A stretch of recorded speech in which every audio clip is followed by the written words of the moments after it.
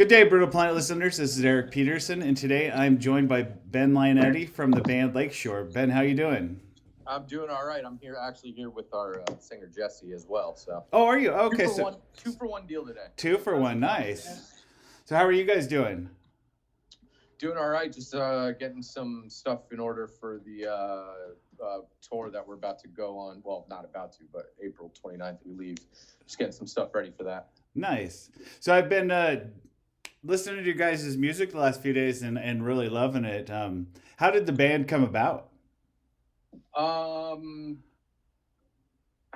that's a tough one. My Is it? brother actually he was bugging me for I don't even know. It seems like 2 years. He was bugging me to start a project, and I was kind of going through some shit. Didn't want to, do anything. And one day I caved in, and he brought me down to meet Jesse, who's in the studio with me Yeah. right now, and we kind of hit it off, and it's kind of been that ever since. Nice, nice. And so it's obviously going pretty good then. Yeah, no, everything's been awesome. I mean, everything has its ups and downs. It's good times, bad times, but yeah, I mean, now I feel like we're finally hitting a good stride here, and finally showing people what the band is capable of. So I listening to your music, you guys obviously draw from a lot of different influences. As far as musically, where do you guys feel like your strongest and some of your influences come from? I mean, everything. I mean, if you caught me and Jesse going down the highway, I mean, you're probably going to catch us listening to classical Disney tunes, anything from the 70s or 80s, 60s. I mean, we're all over the place. We do a lot of hip hop. I mean, it's just we're everywhere. We listen to when people say they listen to everything, like we do listen to everything, and we really enjoy everything. And I pull inspiration from, I mean, anything from Whitney Houston, Mariah Carey, Led Zeppelin, a lot of Stone Temple Pilots. Pilots. Well, my follow up was going to be for you, Jesse. What vocally, who do you look to as inspiration for when you sing? I mean, and who have you been compared to? Compared to it's really I've had a lot of different comments from people. I mean, influence wise, I'm a huge Steven Tyler fan. Nice. I love Scott Weiland, man. I mean, Freddie Mercury, I'm obsessed with. But for modern guys, I mean, it's such a broad spectrum. A lot of Chester Bennington. I was going to say that. I absolutely love Chester, man, and his work. Like, I'm a big Manson head. I love Marilyn Manson, his showmanship, and just like, I love a good performer, man. Somebody that puts on a good show. Yeah. Like Scott Weiland definitely takes the cake. I mean, it's so broad. I mean, I love Post Malone, dude. I love a lot of old school R&B and hip hop, and like, I've been singing for so many years, man. It's just like hard to really pinpoint one place. Yeah. Like Ben said, every day of our lives, dude, it's like a massive plethora of different music. Cool. I mean, that's really nice because then you're not pigeonholed into one certain area, and you can eclectically draw from it all and make what is you guys. Absolutely. And then as far as so you guys just released the new single Mountain View. I mean, not just, but fairly recently. And the video is very... Sorry, you're cutting in and out. Oh, am I? Okay. You just cut out real quick. It's all good, man. Oh, okay. So the you guys just I shouldn't say just released. You released the Mountain View video, and it's visually very thought provoking. And just what was the concept behind it? I've had that concept in my mind, like it's just been replaying in my head for, I don't know, like the past like 6 months. And I was going to use it for another music video, a different song. But as we came into, needing a concept, it just like made sense to use it. And it really comes from kind of a place of self-reflectiveness. And once you are kind of comfortable with yourself, you're able not to really sit on a throne, but you perceive other people's actions, and you just see more clearly the world. And it's just finding an inner peace, rather than a materialistic end to your life, I guess you could say. No, yeah, I totally get that. It visually though, it kind of looks like a some of the Nine Inch Nails kind of Tool videos, with the very it's a very interesting video, and I find it very intriguing, and it's like one of those things where you just keep watching because it's just oh wow, what's that? Yeah, yeah. No, I appreciate that. Thank you, dude. Yeah. So that is a single. Is that going to be on a new release coming up for you guys? It's hard to say. I mean, we went into the studio with Sahaj to Cotton, and that was last December. Yeah. It's been about a year, so we had to deal with some things behind the scenes. Now we're just getting into the process of rolling out some of these songs. Yeah. And we're intending to release an EP eventually of a collection of songs that doing with Sahaj. It's really hard to say. I got a few. Yeah. I wanted to release an EP, but now we're just releasing singles. So we're just I'm just rolling with the punches, going with the full. Yeah. I mean, like that's what works. Wherever the road takes me, whether it's an EP, just yeah, down for whatever, as long as keep up. What can people expect from your live show? Yeah, just a lot of energy, a good rock show, some tunes you could sing along to, and we try to have a lot of fun and meet the fans afterwards. It's always a good time. Nice. And is Jesse still with us? Yes, sir. Man. Nice. Yeah. Excellent. And then what, Jesse, as far as vocally, what do you try to do to get the crowd going? Oh, dude, I interact a lot of crowd interaction. Nice. A little storytelling in between songs and stuff. Man, a lot of these songs are really heartfelt and have a lot of deep meaning to them. I really use this band and this project as something to push the limit with just a lot of it's really heartfelt. It's all based on life experiences, and it's all true stories for the most part, man. And like Ben said, man, a lot of high energy. I do a lot of little licks here and there. Maybe you'll hear some stuff that you don't really hear on the record sometimes. I just try to push it to the limit, man. Nice. So the other question I had for you guys is totally different subject, but I know you guys are pretty young. Probably, I'm gonna guess you're probably millennials, Generation Z. Am I correct?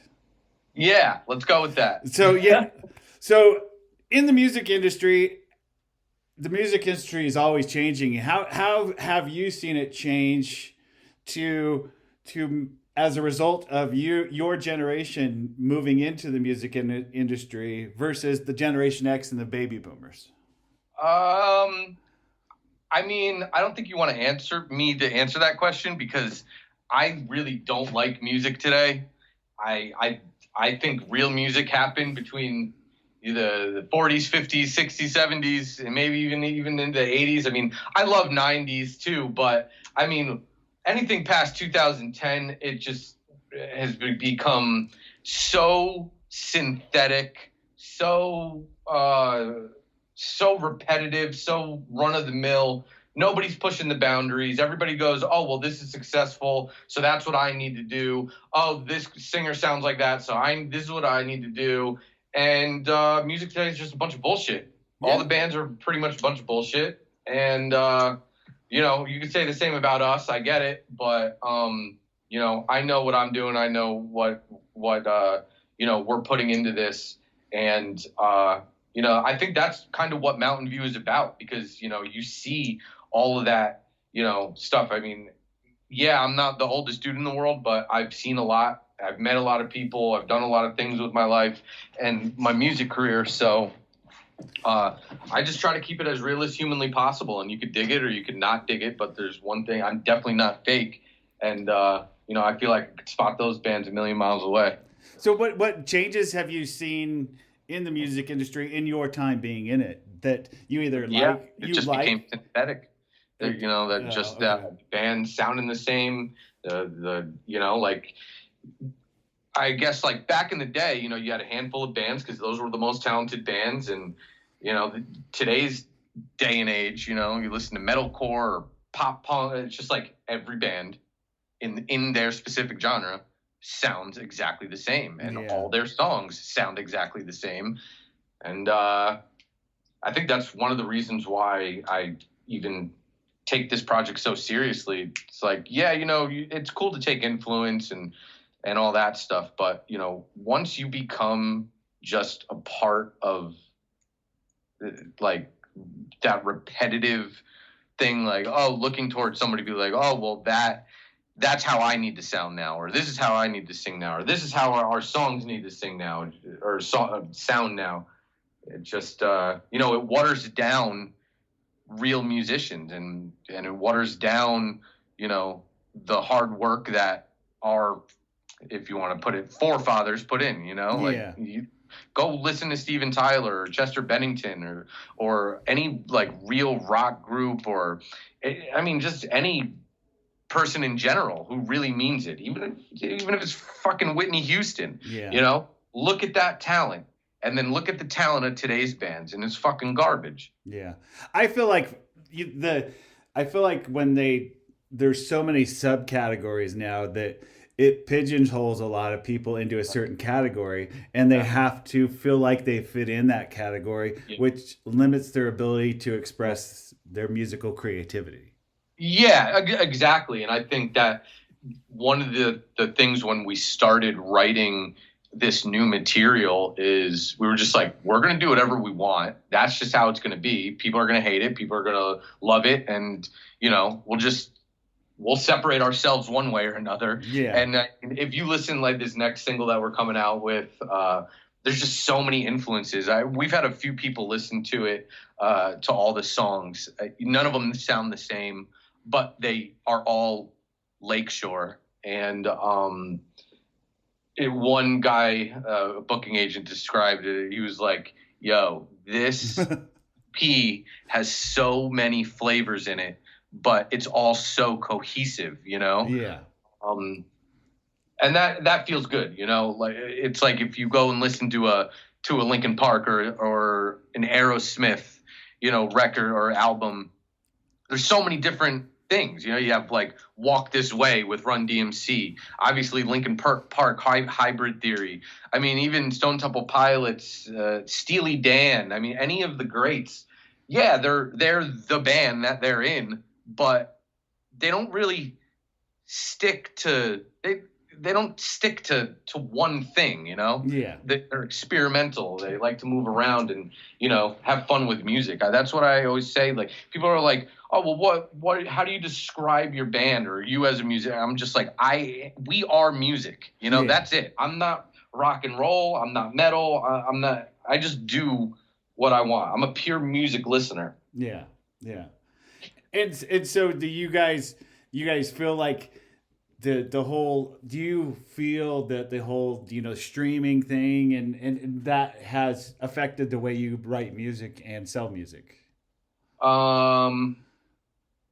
Yeah, but you know, with everything, running a business, you know, this obviously is the music business. You have to learn the business, and you have to learn the changes and move with the times, you know? So in some aspects it becomes harder, in some aspects it becomes easier. But as long as you're smart and you're able to move and shake, and it'll all work out. Yeah, yeah. I don't really think about that stuff too much. I mean, MySpace was here, then it wasn't. Facebook was here, and then now it's Instagram, and then it was Twitter or whatever. It's just like it don't matter. I don't care. I'm making music. I'm putting it out. Find it however you want to find it. I'll sell it however I could sell it. Yeah, yeah. And the most important part is you're having fun. Yeah, exactly. And so I was going to ask you. You play guitar, and your brother plays the drums, right? Yes, sir. So that duo harkens back to a band from a few years ago that had the same pairing. That was Van Halen. Yeah. How did you guys? I mean, as far as like guitar and drums, I mean, who started and who did what, and then who followed? Well, me, Jesse, and Joe, our fathers have been in music since, forever. Yeah. So we just grew up in musical households. And as far as me and my brother goes, we were actually both drummers because my dad was a drummer. And I got kicked out of a band that we had 2 drummers in, me and my brother. Dumbest idea ever when you're, 14, 15 years old. Yeah. But then I picked up guitar, and I'm just like, I'm writing music that I want to write from here on out. And, I'm not gonna have somebody decide what my band sound like and me just put a drum beat to it, Yeah. So from then on out, it's just been me and Joe. And now Jesse is kind of our adopted third brother. We love Chris, but as far as like this band goes, it's a special connection that we all have, the 3 of us, and I should say the 4 of us. It's good times. I'm sensing a lot of love in the room right now. All right. Yeah, you cut out again. Oh, sorry. I was just saying. This is ridiculous. No, I was just saying I'm sensing a lot of love in the air. Oh yeah, no, there's definitely a lot of love in the air. It's a good special connection that we all have, and I'm glad that it transfers over into music, and the music transfers over to people. It's good. It's our dream. Yeah. Well, you guys, I appreciate your time, and throughout all the technical difficulties, it has been awesome. And this is like a true Spinal Tap moment right now, right?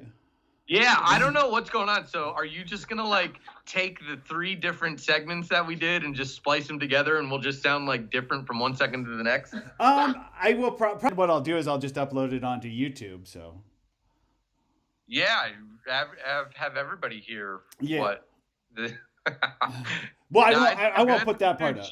Shit happens, and you're starting to cut out again, but I had a lot of fun. I appreciate good. You hanging in there of course. With whatever's happening right now. Of course. I mean, like I said, it's true Spinal Tap moment, and it's all rock and roll, man. Yeah, dude. So tell me about it. Well, I appreciate it, man. Yeah, I appreciate it too. Yeah, thanks, brother. Yeah, and we'll be in touch.